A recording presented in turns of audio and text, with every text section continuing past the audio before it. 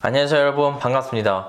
오늘은 인비즈라인 투명 교정에 대해서 말씀을 드리고 싶은데, 인비즈라인 같은 경우는 투명 교정 회사 중에서도 세계적인 인지도가 제일 높고 매우 깊은 역사를 가진 회사이기 때문에 특히 많은 치과 의사들 분들께서 많이 선호를 하고 또한 이용을 하는 바로 교정 시스템이죠. 특히 인비즈라인 같은 경우는 기존적인 철사 교정과 달리 장점이 바로 좀 더 간편하고 간단하고, 그리고 착용감이 좀 더 우수하고 많이 조이지 않기 때문에 별로 아프지도 않고, 아무래도 투명이다 보니까 철사처럼 잘 보이지가 않기 때문에 많이들 선호를 하시는 것 같습니다. 특히 저도 인비즈라인 해가지고 이렇게 좋은 결과물을 봐왔고 케이스를 많이 다뤘기 때문에 정말 놀라운 결과물을 가져올 수 있거든요.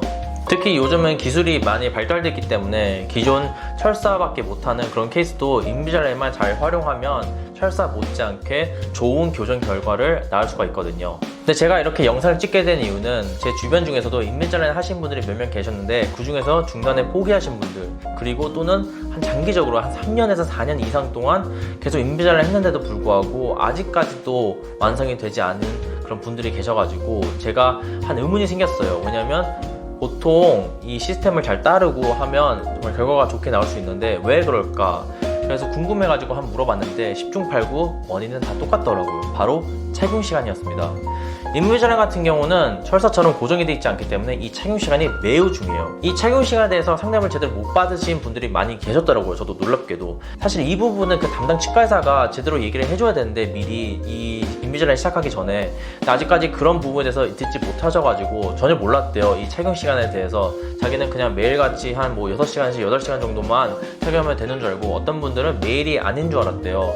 우선은 인비즈라인은 착용 시간이 어떻게 되냐면 매일같이 20시간부터 22시간 이 정도 사이의 시간을 무조건 준수해 주시면서 착용을 해 주셔야 돼요. 그 나머지 2시간에서 4시간 착용 안 하는 그 시간은 바로 음식물 섭취할 때, 밥을 먹을 때, 아니면 양치질을 할 때, 아니면 치실을 할 때, 그럴 때만 빼는 경우고, 수면 시간을 보내실 때도 잘 때도 무조건 끼시고 자셔야 돼요. 만일 내가 그렇게까지 할 수 있는 자신이 없다, 그런 의지가 없을 것 같으면 인비즈라인은 당신한테 적합하지 않은 교정 시스템이 될 수가 있고, 오히려 철사를 가시는 게 좋을 수도 있습니다.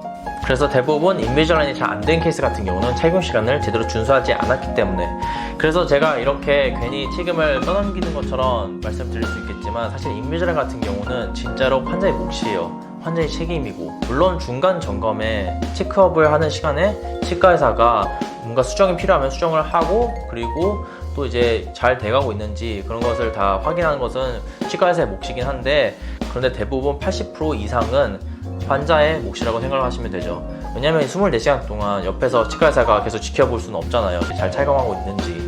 그리고 또 한 가지 중요한 부분은 무엇이냐면, 인비즈라인 같은 경우는 다른 치과 시술과 달리 바로 결과가 나오는 것이 아니고 좀 시간이 흘러야지 결과가 나타나는 그런 시술이기 때문에 너무 담당 치과의사가 바뀌면 그것도 문제가 됩니다. 특히 교정 같은 경우는 한번 담당하시는 분이 계시면 그것을 계속 쭉 가는 게 좋거든요. 왜냐하면 중간에 다른 분께서 들어오시면 아무리 노트나 이런 것들을 체크업 한다고 하더라도 중간에 바로 바톤 터치를 하면서 다른 분이 시작한 케이스를, 특히 교정 같은 경우는 많은 치과의사분들께서 꺼려 하시거든요. 특히 병원이 클수록, 또 치과의사들이 많을수록 한 분만 그 환자를 케어하는 게 아니고 계속 매번 교체가 될 수가 있거든요. 그러면 여기서 약간 미스커뮤니케이션도 날 수가 있기 때문에 아무래도 그런 부분을 조금 주의하시면 좋겠고요. 그렇다고 해서 무슨 모든 큰 병원이 나쁘다 이런 것은 절대 아니고요. 그냥 제가 보기에는 특히 교정 같은 경우는 아무래도 시간적인 요소가 되게 걸리기 때문에 한 분이 끝까지, 처음부터 끝까지 담당을 하시고 케어하시는 게 특히 환자한테도 좋다고 생각을 합니다. 그리고 인비즈라인 다 끝나면 거기서 끝난 게 아니고요. 그 후에는 이제 유지를 해줘야 돼요. 그 위치를 갖다, 교정대 위치를 갖다. 그게 바로 유지장치인데 리테이너라고도 하거든요. 이 리테이너를 무조건 끼셔야지 나중에 그 치아가 다시 원래 자리로 돌아가지 않게끔 방지를 하는 것이거든요. 우리 치아 같은 경우는 메모리 폼 같은 그런 기능이 있기 때문에 다시 제자리로 돌아오고 싶어 하거든요. 그런 이상한 욕망이 있거든요. 이 유지장치 같은 경우도 똑같이 매일같이 20시간에서 22시간 정도 착용을 해주셔야 되거든요. 그것도 교정이 끝난 시점부터 1년부터 한 2년 정도까지는 그렇게 해주시고, 나머지는 그냥 수면을 하실 때, 잠을 자실 때만 껴주시면 되고요.